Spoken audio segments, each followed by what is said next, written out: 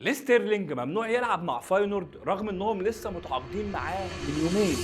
المهم رسميا ستيرلينج الى فاينورد في صفقه انتقال حر.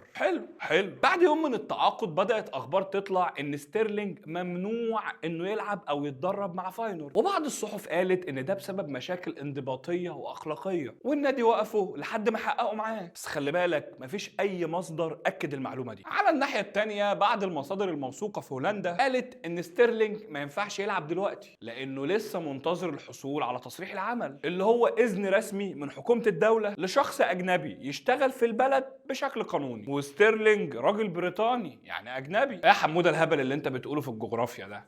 ما معروفة ان انجلترا في اوروبا يا حبيبي، ما هي فعلا في اوروبا، لكن المملكة البريطانية خرجت من الاتحاد الاوروبي في 2020، وبالتالي لما اي حد بريطاني يروح يشتغل في دولة داخل الاتحاد الاوروبي بيعامل انه اجنبي. تسألني وتقول لي هم مش المسؤولين المفروض يخلصوا الحاجات دي قبل التعاقد معاه؟ اقول لك ما ده اللي حصل فعلا قبل التوقيع، لكن الموافقة النهائية مش بتطلع غير لما العقد يكون رسمي. تفتكر انه رواية هي اللي صح؟